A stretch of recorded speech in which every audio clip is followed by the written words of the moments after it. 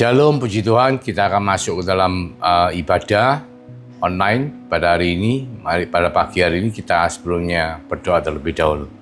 Terima kasih Tuhan untuk berkat firman-Mu yang sebentar kami akan menerima.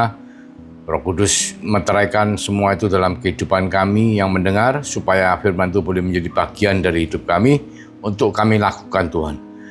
Berkati setiap daripada kami. Di dalam nama Tuhan Yesus Kristus, kami mengucap syukur, kami berdoa. Haleluya, amin. Puji Tuhan, hari ini kita akan masuk ke dalam renungan online mengenai mesbah keluarga. Jadi ya kita tentunya banyak yang dari kita tahu dan punya gambaran nih, sebenarnya mesbah keluarga itu seperti apa. Cuman hari-hari ini kita melihat begitu banyak perubahan dalam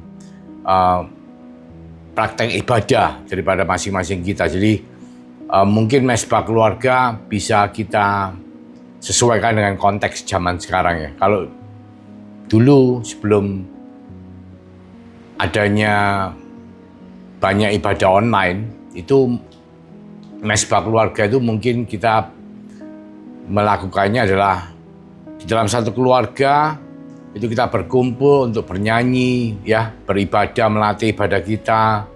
Lalu kita berdoa, juga ada yang membagikan firman Tuhan.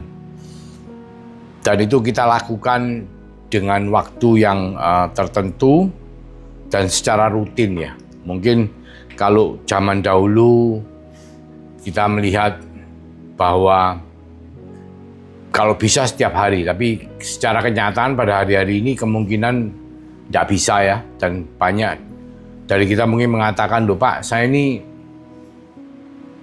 tidak bisa membagikan firman. Saya itu bukan seorang yang ngerti firman Tuhan secara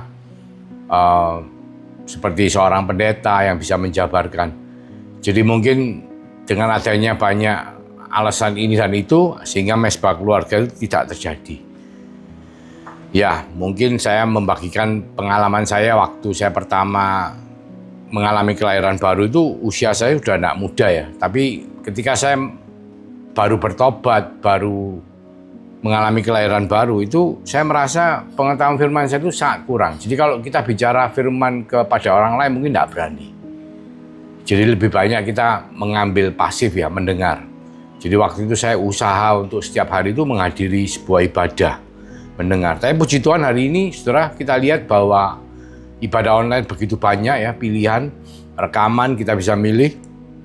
Itu kita bisa lakukan dalam melakukan mesbah keluarga. Mungkin juga enggak bisa setiap hari ya, karena kesibukan daripada anggota keluarga, khususnya kalau anak-anaknya udah pada besar atau mungkin pada ulangan dan lain sebagainya ya.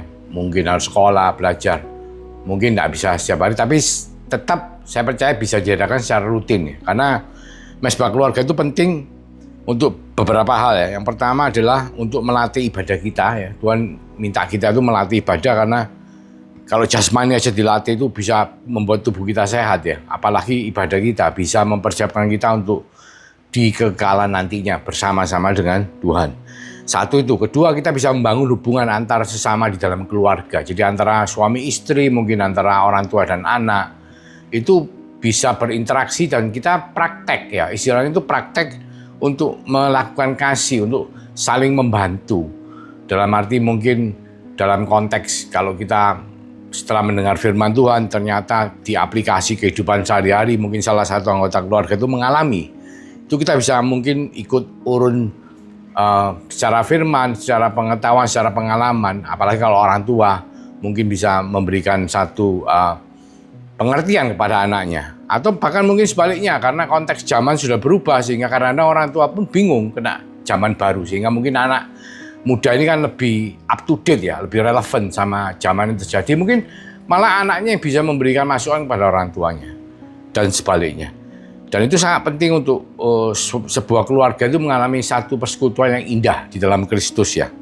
Terus kita juga bisa belajar untuk berdoa, belajar untuk mengutamakan Tuhan. Karena memang dalam satu keluarga itu sebenarnya kita harus meletakkan Tuhan itu sebagai fondasi dari keluarga kita. Karena tanpa itu kehidupan kita akan berdasarkan pada dunia. Dan kita tahu bahwa dunia itu jahat. Dalam arti, tanda petik ya, jahat itu yang dunianya kuat. Istilahnya dunia kuat yang mungkin lebih memikirkan faktor materi, ya, faktor mamon, itu mungkin lebih berkuasa, berpengaruh, dan menindas yang lemah. Sedangkan di dalam Tuhan kita lebih mementingkan kasih, karena hukum utama dari mengikut Tuhan atau ikut agama Kristen, atau agama Kristen sama dengan mengikut Kristus, ya, itu adalah kasih. Pertama, kasih antara kita secara vertikal dengan Tuhan, dan kasih kepada kita, kepada sesama. Dan itu seringkali bukan hanya teori, saudaraku, tapi kita harus mempraktekkan itu dalam kehidupan kita. Nah, kita melatih ibadah kita tuh bisa kita melatih secara vertikal supaya kita bisa mengenal kasih Tuhan lebih dalam, supaya kita bisa belajar untuk mengasihi Tuhan lebih dalam, dan kita bisa belajar mengasihi sesama, keluarga. Dalam konteks mesbah keluarga ini, keluarga terdekat yang terlebih dahulu. Jadi melalui doa-doa kita melatih doa kita melatih juga mempelajari firman Tuhan, ya. Memang tidak semua orang itu punya bekal firman Tuhan yang kuat, dalam arti firman Tuhan itu memang harus dipelajari. Mungkin kalau beberapa saudara punya waktu untuk melakukan pendalaman Alkitab, tapi mungkin banyak dari kita tidak punya waktu untuk melakukan pendalaman Alkitab. Nah, dengan adanya mesbah keluarga, mungkin kita bisa belajar, dan Roh Kudus yang Tuhan telah meteraikan dalam kehidupan setiap daripada kita, orang percaya, itu bisa membantu kita untuk menelaah firman itu dan membuat kita makin hari makin menyerupai Kristus, ya. Jadi penting sekali untuk ibadah di dalam mesbah, satu mesbah keluarga, adalah kita menyediakan waktu khusus, ya, dan secara rutin, ya, secara khusus, secara rutin melakukan ibadah yang mana mungkin kita bisa mengambil contoh dari apa yang kita lihat di ibadah online. Misalnya kita kalau lihat ibadah online doa tengah malam, tengah minggu, ataupun ibadah raya pada hari Minggu, itu kita bisa mengikuti itu. Kita membuka dengan doa dan menyanyi, memuji Tuhan, ya. Seperti kita, sebenarnya konteksnya mesbah itu adalah tempat di mana korban disembelih. Jadi karena perjanjian lama, semua penebusan dosa itu harus ada korban yang disembelih. Jadi kalau misalnya kita tuh mau berterima kasih kepada Tuhan, mau minta maaf, minta ampun kepada Tuhan, itu di perjanjian lama kita membawa korban, kita menyembelih korban itu dengan mendirikan mesbah, dan itu diberikan kepada Tuhan. Nah, di situ Tuhan, kalau mesbah atau korban kita berkenan, Tuhan hadir, ya, di atas mesbah kita, ya. Seperti yang kita tahu ceritanya dari Abraham, Ishak, Yakub, itu selalu membangun mesbah mereka. Bahkan Yunus pun, Nabi Nuh pun ketika setelah lolos dari bahtera, dari hujan, ya, dari banjir, itu dia juga pertama yang dia lakukan adalah mendirikan mesbah, ya, membakar korban dan menyembelih korban dan membakar korban. Dan itu berkenan di mata Tuhan, ya. Tuhan sangat berkenan dan Tuhan hadir. Nah, kehadiran Tuhan itu penting, saudaraku, di perjanjian lama, baik perjanjian lama maupun di perjanjian baru. Kalau di perjanjian lama memang korban sembelihan itu kita membawa, ya, kambing atau domba kita sembelih dan kita bakar. Kita curahkan darahnya, lalu dagingnya kita bakar, kita persembahkan kepada Tuhan. Tapi di perjanjian baru, dengan kematian Tuhan Yesus Kristus di atas kayu salib sebagai anak domba Allah, korban anak domba Allah, dan kebangkitannya pada hari ketiga, dan bagi kita semua yang percaya, beriman, maka Tuhan telah memeteraikan rohnya dalam kehidupan saudara dan saya. Dan roh itu, saudaraku, yang menyertai kita selama-lamanya, menolong kita untuk kita bisa diubahkan oleh Tuhan makin hari makin menyerupai Kristus. Loh, kenapa, Pak, kita harus diubahkan? Ya karena ketika pertama Tuhan menciptakan saudara dan saya di kitab Kejadian 1 ayat 26-27, kita diciptakan segambar dan serupa, ya. Segambar serupa itu ya seperti Tuhan. Tapi yang terjadi adalah ketika manusia pertama Adam jatuh ke dalam dosa, gambar dan rupa Tuhan itu hilang dari kehidupan manusia, ya. Jadi mungkin secara fisik ada, tapi sudah tidak segambar, sudah tidak serupa. Nah, kematian Yesus Kristus itu membuat, dan kebangkitannya dan meteraikan Roh Kudus membuat kita itu bisa memperoleh gambar kita kembali dan keserupaan kita. Nah, kalau gambar kita itu sebagai manusia ilahi itu dikembalikan dengan apa? Dengan meterai Roh Kudus. Tetapi keserupaan kita seperti Kristus itu tidak serta-merta. Jadi tidak kayak orang langsung bertobat, hari ini bertobat langsung besok jadi, langsung hari itu juga jadi pendeta, atau jadi orang yang sangat saleh. Enggak, saudaraku. Tapi keserupaan dengan Kristus, karakter Kristus itu akan diubahkan oleh Tuhan melalui apa? Melalui kuasa Roh Kudus yang ada dalam kehidupan kita.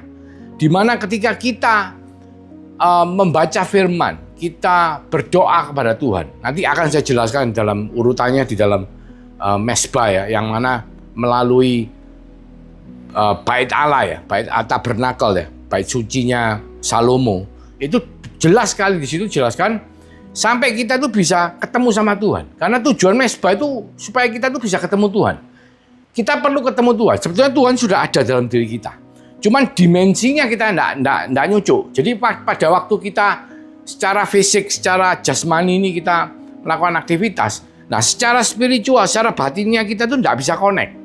Nah, kita bermesbah atau melatih ibadah kita itu melatih keilahian kita. Gambar dari Tuhan yang sudah diberikan kita itu kita latih supaya kita bisa masuk ketemu sama Tuhan.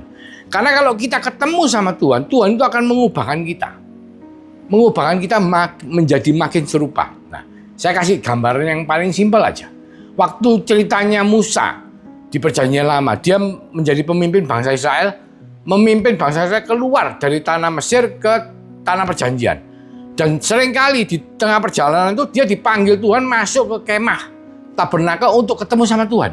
Setiap kali dia masuk ke kemah, dia keluar dari kemah yang setelah ketemu Tuhan, itu mukanya dipenuhi oleh cahaya kemuliaan Tuhan. Kenapa, saudara? Karena beliau ini dikasih impartasi, ya, ketularan Tuhan, menjadi makin menyerupai Tuhan, dipenuhi oleh kemuliaan Tuhan. Nah, demikian pula saudara dan saya. Ketika kita mengalami Tuhan dalam kehidupan kita, Tuhan akan mengubah kita melalui firman-Nya. Firman itu menjadi hidup ya. Remah kalau kita ngomong ya. Remah itu bukan cuma sekedar logos kata-kata, tapi menjadi kehidupan dalam hidup kita. Karena apa? Tuhan menjanjikan pada satu hari nanti akan ada perjanjian baru di mana manusia itu bukan hanya harus belajar terus supaya tahu hukum Taurat itu belajar, enggak. Tapi hukum Taurat itu dimeteraikan dalam kehidupan saudara dan saya, dalam hati nurani kita. Bukan di tulisan loh batu, tapi di loh daging kita. Dan itu akan diaktifasikan ketika kita mengalami Tuhan, ketika kita mengalami pertemuan dengan Tuhan. Dan itu kita lakukan pada waktu kita ibadah. Karena esensi daripada ibadah sendiri itu adalah supaya kita bisa ketemu sama Tuhan. Kita lihat di tabernakel Salomo ya, bait Allahnya Perjanjian Lama. Kita masuk, dikatakan di Mazmur 100 ayat 4. Kita membuka pintu gerbangnya dengan ucapan syukur. Jadi kita menyanyi, memuji Tuhan, kita masuk di pelatarannya bait Allah. Nah, di situ ada mesbah bakaran ya, korban disembelih, diperiksa, disembelih, terus dibakar. Setelah itu imam memakai jubah. Nah, imam hari ini karena kematian Yesus Kristus sebagai imam besar agung kita, maka kita semua telah dilayani oleh Tuhan. Jadi imamnya adalah Tuhan Yesus sendiri, yang telah masuk ketemu dengan Allah sekali dan untuk selama-lamanya. Supaya apa? Supaya saudara dan saya bisa menjadi imam-imam untuk mengalami Tuhan, ketemu sama Tuhan. Kalau Perjanjian Lama tidak bisa, harus imam besarnya yang masuk membawa korban bersama. Tapi hari ini saudara dan saya beriman kepada Yesus Kristus sebagai Tuhan dan Juru Selamat, kita telah dimeteraikan oleh Roh Kudus, ditutupi, diperdamaikan oleh korban darah anak domba Allah, oleh darah Yesus. Sehingga saudara dan saya dilayakkan untuk menjadi imam, masuk dari pelataran bait Allah, yang mana kita kalau ngomong pelataran itu adalah tubuh ya, luar jasmani kita. Kita bukan hanya Kristen luar, Kristen jasmani, Kristen pelataran, tapi kita masuk menjadi Kristen jiwa, masuk ke ruang kudus. Nah, di ruang kudus ini dikatakan apa? Jiwa kita itu dilatih di situ. Jiwa kita diperbarui di situ. Di situ di ruang kudus ada 3 benda, saudara, yang 3-tiganya ini memiliki arti yang penting. Dimana ketika kita melakukan mesbah keluarga, kita harus melatih 3 ini. Tadi yang pertama kita sudah memuji-muji Tuhan, ya, bersyukur. Nah, itu di pelataran. Setelah itu kita masuk dengan korban darah Yesus, iman kita yang percaya Yesus Kristus sebagai Tuhan dan Juru Selamat, kita bisa masuk ke ruang kudus. Nah, di ruang kudus ini kita dilayani ada 3 benda. Yang pertama itu ada meja roti sajian. Dikatakan roti ini berisikan 6 tumpuk 2 kali ya, 6 roti tidak beragi yang di tiap Sabat diganti dan dimakan oleh imam yang bertugas.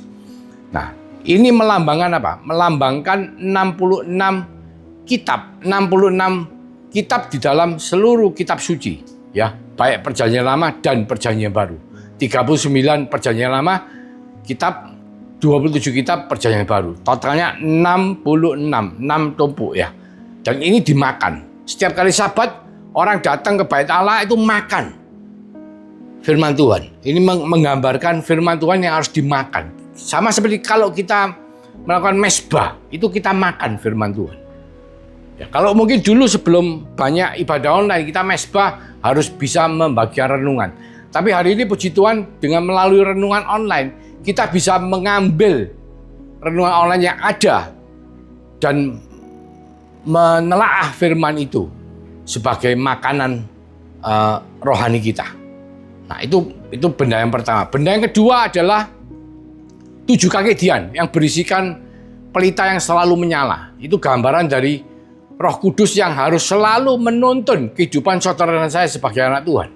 Jadi ketika kita melakukan mesbah keluarga, kita bukan hanya menggunakan akal budi kita semata-mata, tetapi kita harus minta tuntunan dan pimpinan Roh Kudus di dalam doa kita, supaya Roh Kudus menuntun kita untuk kita bisa mengerti firman itu, bukan hanya mengerti secara logos, secara pikiran, tapi bisa membuat firman itu menjadi hidup dalam kehidupan saudara dan saya.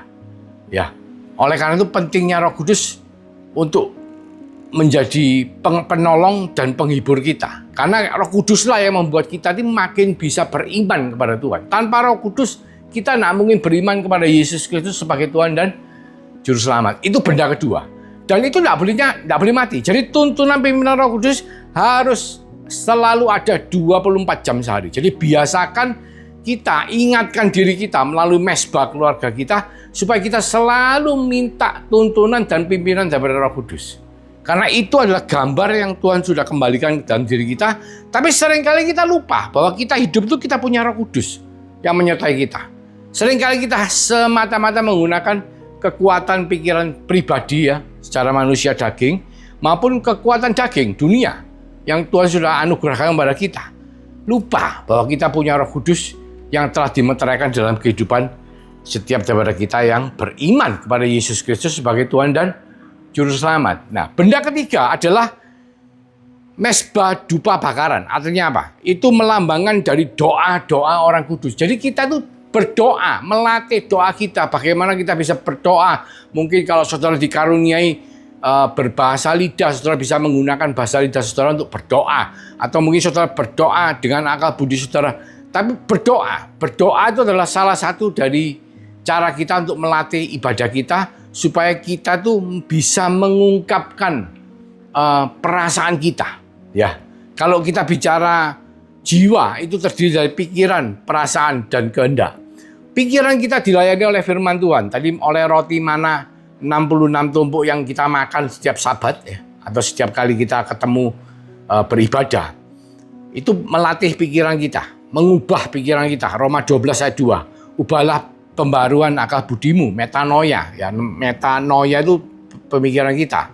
Supaya apa? Supaya kita mengetahui, ya makin tidak serupa seperti dunia, tapi mengetahui kehendak Allah yang baik, yang berkenan, bahkan yang sempurna. Roma 12 ayat 2. Nah, terus kehendak kita dilatih oleh apa? Oleh pimpinan Roh Kudus. Jadi bukan kehendak pribadi kita, tapi kehendak kita belajar untuk melakukan kehendak Roh Kudus, pimpinan Roh Kudus, kehendak Tuhan. Ya, pikiran, perasaan, kehendak ya, kehendak pimpinan Roh Kudus ya, dan perasaan kita latih melalui doa-doa kita kepada Tuhan. Mengungkapkan perasaan kita melalui doa-doa kita kepada Tuhan. Kita mengucap syukur. Kita harus sadar bahwa hari ini kita bisa berada di sini mendengarkan firman Tuhan. Dengan kasih karunia kepada Tuhan Yesus Kristus yang telah mati di atas kayu salib dan bangkit pada hari ketiga. Supaya apa? Supaya saudara dan saya yang percaya beriman boleh beroleh keselamatan dan hidup yang kekal di dalam Kristus bersama-sama dengan Dia. Boleh dipindahkan dari kerajaan maut ke dalam kerajaan anaknya yang terang. Boleh ditebus dan dibayar lunas atas semua dosa-dosa sehingga sengat maut tidak berlaku atas setiap orang percaya. Karena ketika kita menyelesaikan tugas kita di bumi, kan Tuhan menemukan iman dalam diri kita. pada waktu itu. Maka kita akan bersama-sama dengan Tuhan dan Tuhan akan menjemput kita. Saat itu juga. Nah, pikiran, perasaan, dan kehendak kita dilatih di ruang kudus dari bait Allah. Baru kita ini diubahkan menjadi makin serupa seperti Kristus. Karena apa? Karena saat itu juga itu kita bisa ketemu dengan tabernakel atau tabut ya, yang berisikan hadirat Allah. Jadi karena apa? Karena ketika Yesus Kristus menyerahkan nyawanya di atas kayu salib, itu namanya tirai yang memisahkan ruang kudus dengan ruang maha kudus itu terbelah jadi dua. Terbelah, terbuka, sehingga ketika kita sekarang hari ini masuk ke ruang kudus, itu kita juga bisa ketemu dengan hadirat Allah, dengan tabut perjanjian sendiri yang berisikan hadirat Allah. Nah, di situ Tuhan akan mengubahkan kehidupan kita. Oleh karena itu, saudaraku, mesbah keluarga ini sesuatu yang penting untuk saudara dan saya. Mungkin dulu sebelum banyaknya online, kita mungkin banyak yang beralasan, oh saya ini tidak bisa bagian firman Tuhan. Jadi meskipun saya ini imam, tapi saya tidak bisa bagian firman Tuhan. Terus mungkin ada yang ngomong, wah tidak ada yang bisa main musik, tidak ada yang bisa gitaran, tidak bisa kita mengadakan mesbah keluarga. Tapi puji Tuhan hari ini, Tuhan mengizinkan kita mengalami banyak ibadah online, ya. Dan banyak tersedia ibadah online, bahkan bukan hanya harus melalui lihat TV, mungkin melalui handphone pun itu bisa terjadi, saudara. Melalui handphone saja bisa, saudara. Jadi hari ini Tuhan memberikan fasilitas kepada saudara dan saya supaya kita bisa melakukan mesbah keluarga dengan segala keterbatasan kita. Kita hanya perlu menyediakan waktu secara rutin dan bersama-sama dengan anggota keluarga kita membuka hati kita, membiarkan Roh Kudus menuntun supaya ketika kita menaikkan pujian, ucapan syukur kepada Tuhan, kita bisa berdoa, mengucap syukur. Kita juga bisa mendengarkan firman Tuhan untuk melatih pikiran, perasaan, dan kehendak kita. Sehingga Tuhan akan mengubahkan saudara dan saya melalui mesbah keluarga kita hari demi hari makin menyerupai Kristus. Mari kita berdoa. Terima kasih Tuhan telah menyingkapkan betapa pentingnya kita untuk melatih ibadah kita, terutama dalam keluarga kita melalui mesbah keluarga yang hari-hari ini Tuhan telah menyediakan begitu banyak ibadah online yang bisa kita pakai sebagai alat supaya setiap daripada kita bisa melakukan mesbah keluarga. Terima kasih Tuhan. Berkati setiap daripada kami dengan kasih karunia daripada Tuhan Yesus Kristus yang telah memeteraikan Roh Kudusnya dalam kehidupan setiap daripada kita untuk menolong kita, untuk membantu kita, untuk menghibur kita, untuk mengubahkan kita dari hari ke hari supaya kita makin menyerupai Kristus. Mulai dari hari ini Tuhan sampai Engkau datang kedua kalinya, bahkan sampai Maranatha. Di dalam nama Tuhan Yesus Kristus, kami yang percaya sama-sama mengatakan amin. Tuhan Yesus memberkati.